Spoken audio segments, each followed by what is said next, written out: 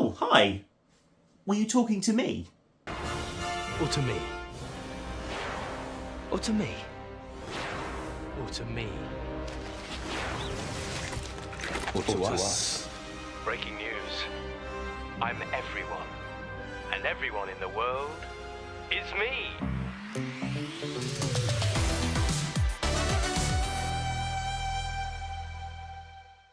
You must be here for the deck tech. The deck tech all about breaking game rules that have been put in place to stop insane, glorious nonsense. The sort of insane, glorious nonsense broken by the Master Multiplied, a 4/4 Time Lord Rogue, who flouts the legend rule for creature tokens that you control, and also scribbles out that really annoying bit when you've created tokens and they're supposed to be exiled or sacrificed at the end of the combat or at the beginning of your end step. Oh no more. We can keep those tokens, which leads to all sorts of insane, glorious nonsense. The Master Multiplied has Myriad himself, which means when he attacks on that first turn, we're going to create 2 token copies of him, which we get to keep because the legend rule has been flouted by the Master himself. And then that means on turn 2, when we attack with all the 3 Masters, we're going to create 2 more Masters for each of those Masters attacking, which means we'll end up with 9 Masters, turn 3, 27 Masters, turn 4,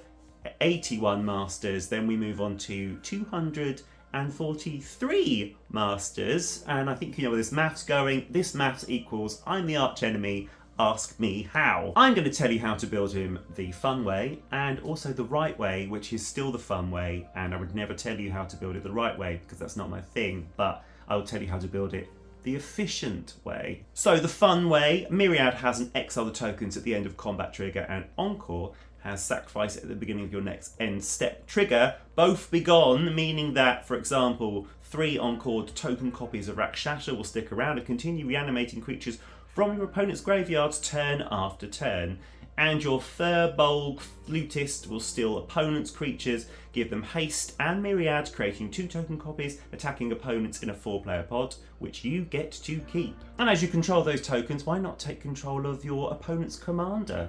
Have that to the end of the turn, create 2 token copies of it attacking your opponents, and then when you give the commander back at the end of the turn, you get to keep 2 token copies. But why create those tokens just once? Embrace your inner Sontaran and have another round of glorious war with extra combat steps, triggering Myriad effects again. Savage Beatings, Aggravated Assault. I'm advocating strongly for Morog, Fury of Akum, Karlak, Fury of Avernus, Combat Celebrant, and Scourge of the Throne, because we can make token copies of them. And did you know Myriad stacks Blade of Selves on the Master or other Myriad creatures gives them multiple instances of Myriad? Myriad, if you will, triggering twice. The Master, proud sponsor of earning your maths degree through magic. Hey, look at all these people who subscribe to my channel. Don't they look happy?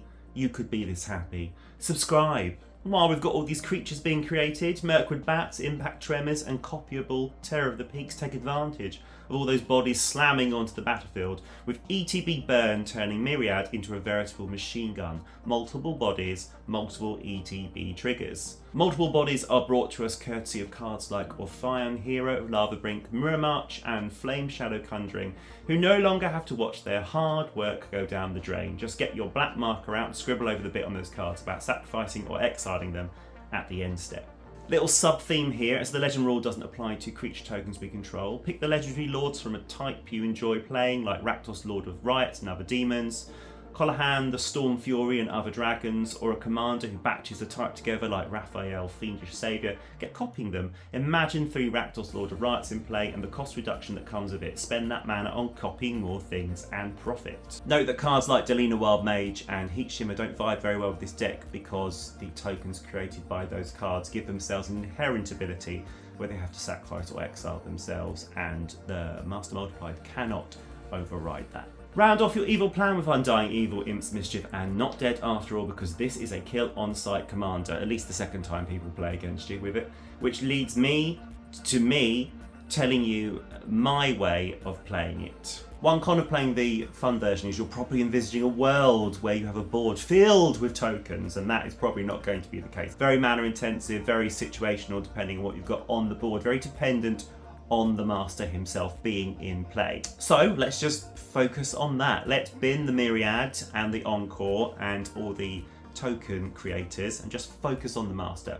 Let's go fully in on ramping out to get the master out as soon as possible. And use haste enablers like Fervor, Rising of the Day, which is perfect legendary token copies of the master, and Roar of Resistance, so the master is swinging as soon as he makes his villainous entrance, and increase the protection package to keep him around. The extra combats and the ETB burns stay, but if your opponents are only packing targeted removal and they take out one of your masters, well, there's plenty more masters to go around. This is an ant colony swarming the battlefield. But maybe you want a version of the master who's a little more subtle, maybe a little more manipulative, and gets other opponents to do all your work for you.